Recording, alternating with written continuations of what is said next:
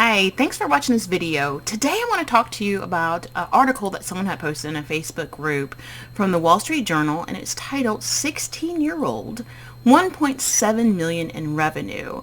Max, which I guess is the guy's name, hits it big as a pandemic reseller. Now, I am not here to bash this article, and it was published June the 9th, 2021. So just yesterday morning, people are talking about it, and this is not to bash it. This is to talk about the things that Max is doing well, the good stuff, sort of the bad things that happen that the article is very transparent and talks about. And there's a bad part that it doesn't really talk enough about for you as maybe a beginning reseller to you understanding before you really take a huge plunge into reselling. Jocelyn, and I call myself the PhD reseller because I like to look at things like this, get articles and see what are some things that are good about stuff, what are some things that I can learn and that I can share with you all. So I'm going to start talking about the good, and I just took snippets from the article. And it said the first thing was Mac's real breakthrough came in 2019 when he started to resell high-end sneakers. Now, reading this, that tells me, one, is that he didn't start in the pandemic. He actually started even earlier than that, but at least 2019. And there's some things that he actually did as well that actually cost him some money. But he had some experience doing this. And what I see oftentimes, not oftentimes, but when I see people do is they say, okay, I'm going to quit my job. I'm not going to go back to work. I'm going to now go and do this. And I'm going to put everything I got into this without understanding what exactly this process is. And this article represents the fact that he had some mistakes. He had some bumps in the road before he actually even made some strides for him to actually have some sort of success. But it also tells you if you're just starting out, you are going to make mistakes. You're going to have bumps, and it's okay that it might take you some time in order to be successful, whatever your level of success is as a reseller. The second thing says that last spring, Max stocked up on dumbbells and hair clippers as COVID-19 stay-at-home orders forced gyms and salons to temporarily close. So this is what he did. He was doing some, which a lot of people do, especially a lot of successful businesses. They say there's a need, there is a lack of supply, and I'm going to go in and provide that need for individuals. And that's what a lot of people did. And especially during COVID-19 last year, there was all sorts of things normally just wouldn't sell that people were selling like hotcakes.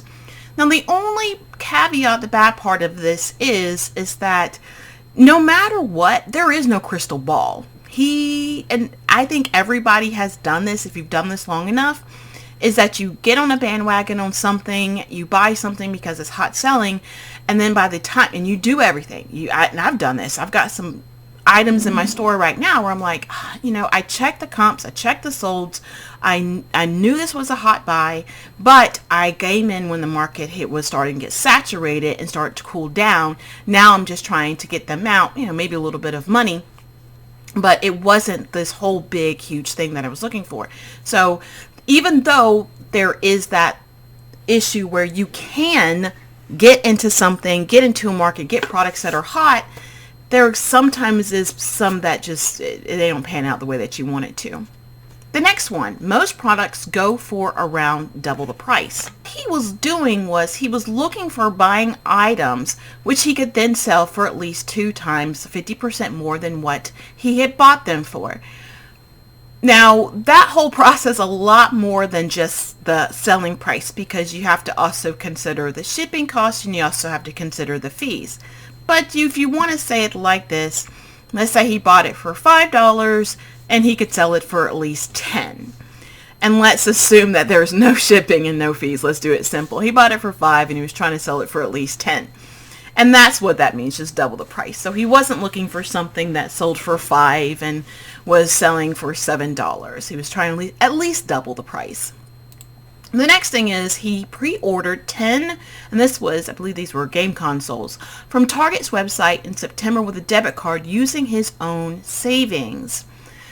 This is really important because you can easily get bogged down in credit if you're going out there and you're sourcing and you're buying inventory with credit, or if you do something even more stupider, which is like withdrawing money from your retirement in order to fuel this, or borrowing money from people. So he was using his own money, and this is just it's an important lesson to learn. Only buy what you can afford. If you can't afford it, I will promise you there is not any one thing where somebody has bought something and there was just one item and there isn't something else hot that comes along. Fur babies and Pokemon. Pokemon was hot in the late 90s. Now they're back again. Everything comes and goes. There's always a trend, and there's always a time for you to get on that trend. It may not be right now when you maybe don't have the money to buy them. The next thing was he befriended one employee at a Walmart store near his home. He asked him if he could Snapchat to let him know if other pools came in. The worker helped him land a couple of items.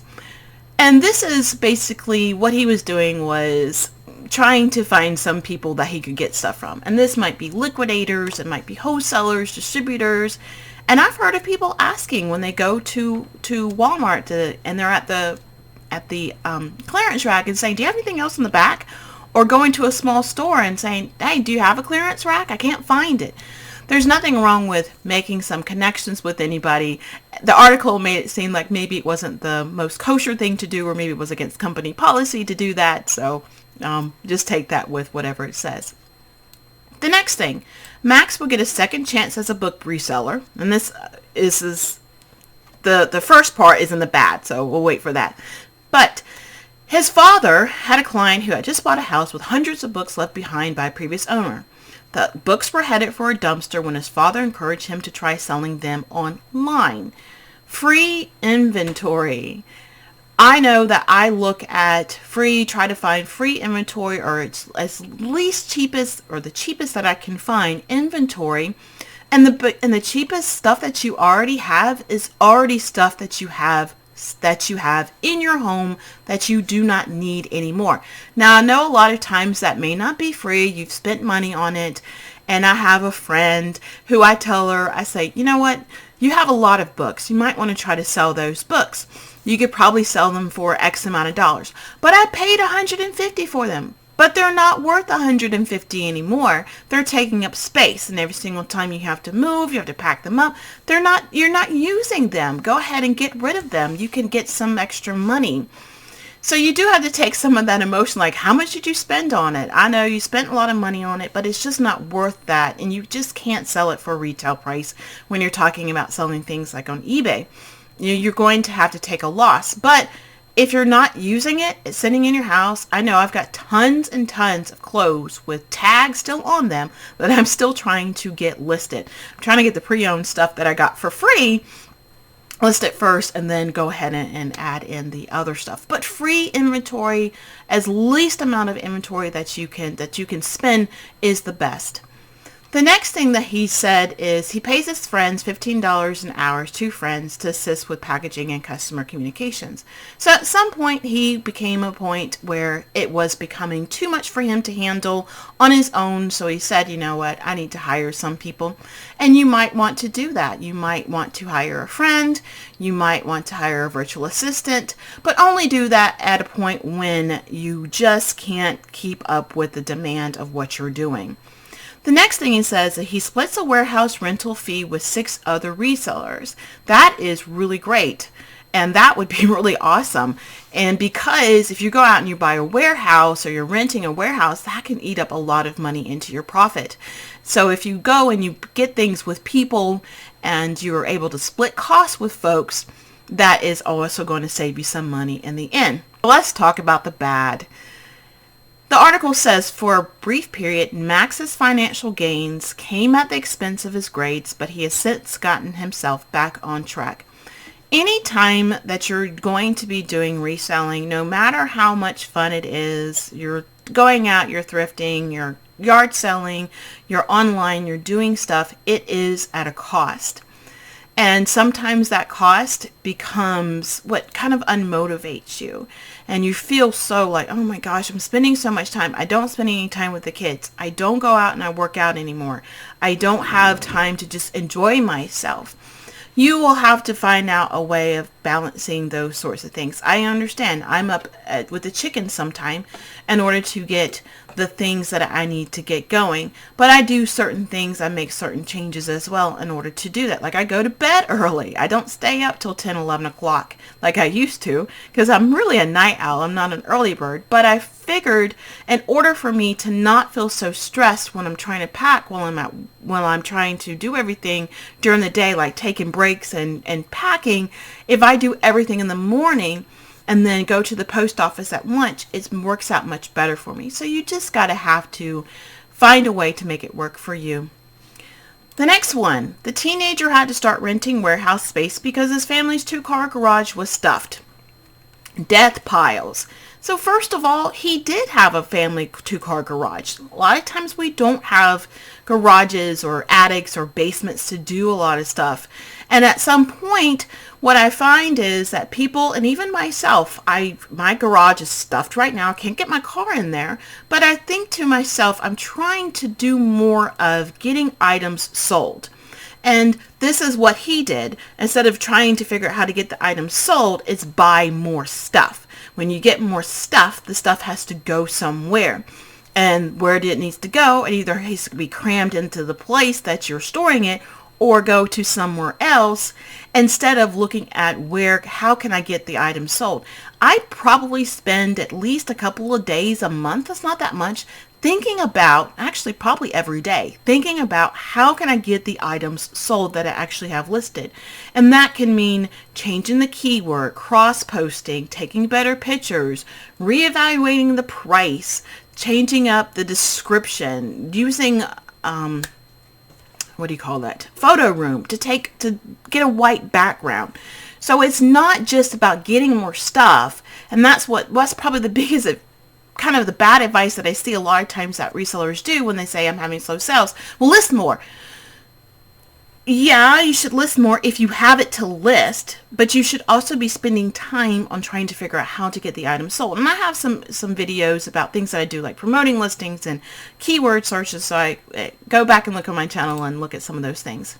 The next says, Max, as a preteen, flubbed his first foray in e-commerce. He used his parents' eBay accounts to sell toys he had purchased from a third-party Amazon seller based in China. He miscalculated blah, blah, blah, and it led to eBay shutting down both accounts. He was drop shipping. They didn't put it out there. He was drop shipping. Now, you can drop ship. I've drop shipped before. I'm doing a little bit of drop shipping right now. And sometimes I've done pretty well, and sometimes I'm like, oops, I made a mistake. Ask me about the coolers that I was drop shipping and the price tripled and couldn't find them. Luckily, I was able to go to Home Depot and get them and ship them off. But because of the shipping costs, I really just broke even. I paid for what I did. But anyways, that's the drop shipping part. But you can make a mistake, and it led to eBay to shut down both accounts. Now, what would happen if this is your sole income and now you were listed on eBay and they shut down your account? You're screwed. Don't put all your eggs in one basket. If you are drop shipping, there's a guy, Paul Lipsky. I've been watching him, and he doesn't really recommend doing those. Watch his YouTube videos. He has some classes and stuff, but I like him. He used to be a lawyer, said he hated being a lawyer, and he drop ships and now lives out of a camper and travels, and that's what he does. And he still runs his business. He has no inventory, so it's not detrimental to your business to drop ship. I don't encourage it or discourage it. That's going to be what you want to do. The next one is he had to use his mom's debit card, who tapped his own savings, mostly birthday money from his grandparents, to pay her back. This is, I think, the part that, especially for if you're trying to do this, maybe, especially if we're going into the summer and we're going to start getting those those extra checks that the government's going to give for children. There's something about using your own money versus that you've actually earned versus using somebody else's money that you just got for free. Now, I know you pay taxes and stuff and things of that nature. And if you get a gift money, when I give gifts money, monetary money to my nieces and nephews, I don't ask them what they do with it. They can do whatever they want to with it. It is their money. But if you're trying to think about how you can get your children involved, it may be something where instead of using all of their money from their birthday money, it might be something where they can earn some money by working and then using that money as well. And then also think about it as, be careful about spending all of your children's, or you're allowing your children to spend all of their savings, because if you put that money into some type of retirement account that can grow and such, then that is sometimes an even better, at least a safer, not always safer, but it's an easier, the money, you put the money in an account, maybe you put it on some auto investing and you just let the money grow versus this whole thing of buying stuff and trying to, things of that nature. So I would never tap into all of the savings, no matter if it's free money or money that you've earned, in order to start your eBay or Amazon or Etsy business. And then the ugly, which actually they put this at the top, but I sort of, even myself, when I was reading this and pulling out the information, I skimmed over this.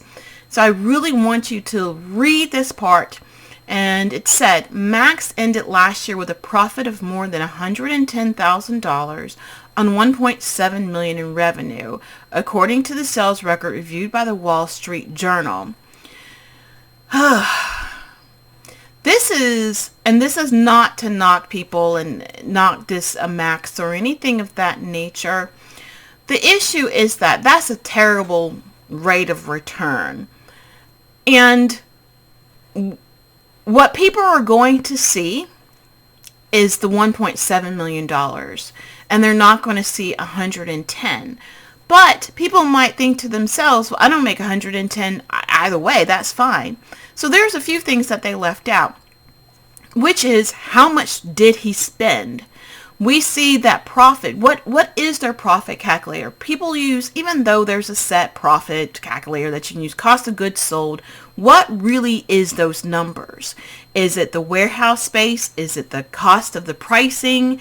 Is it the employees? All of those things that they took all of that and set it off, and then that is his revenue, his profit. Or are they just looking at how much did the price sell for? How much were the fees? How much did he get over? What's in the bank at the end of the month? So there's a lot of information that's not there. And what people are going to see is $1.7 million. And he says a profit of more than 110. Now, if, let's say, for example, he spent $500,000 because maybe he still got a lot of inventory, or let's just do $50,000. Most people don't have $50,000 to risk giving to buying stuff that may or may not sell, where your account may or may not be deactivated, in order to run a business that, and in a sense, look, he doesn't have to pay rent. He doesn't have to do anything. If the business goes under, we don't know if his parents say you have to pay his back. We don't know if they've had a loan. We don't know if he's put anything on credit cards. We don't know anything. All we know is two numbers, and that's all we know. So let's see what that is. I calculated that, and that's about 6.5%. So out of $1.7 million in sales, he took home 6.5%. That was how much was in his bank account. Let's make a smaller number so we'll make it easier for us to understand, because 1.7 million is a big, large number. If you sold 1,000 items for the month, you would get $65 in the bank. That's not good. A better number is about 30 to 60%. So if you sold 1,000 items, hopefully you have in the bank $300 to $600. Now, I really worry about this because I know this is Wall Street Journal just putting out an article, and that's what, in order for you to do stuff and for people to look, that's what they want to see.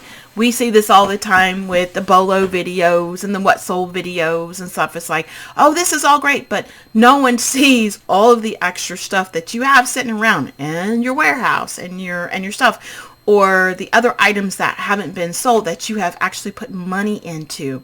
And I worry that this is going to encourage people to think about, well, maybe I should just quit my job, or maybe I should not, maybe I should use my investments, and I've read, I was in another group with small business, and the lady said, how do I get people to come back to work?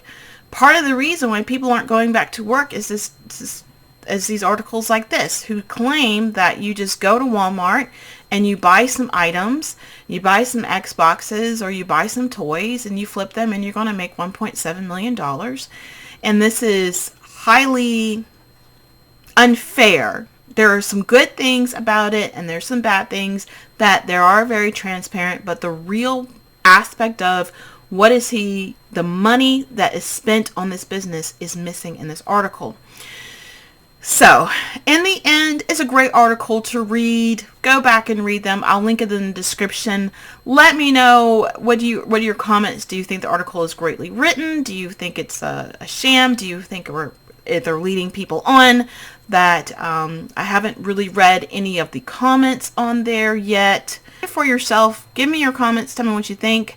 And see you on the next time. And if you like this sort of content, I would be happy if you would give it a thumbs up, squeeze, give me a little like, a little love, and if you would subscribe to my channel. I'm putting out some more stuff like this. And if you, oh shit, look at that damn thing.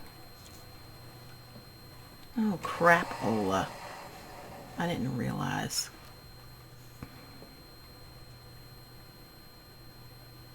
You know what? I didn't realize that my screen was showing. And I just did a 20-minute video, and I didn't realize that the screen, when you watch this video, you're going to see a side of the table. And I didn't have my little screen far apart. Okay. Do I redo the video? No. First time is good enough. All right.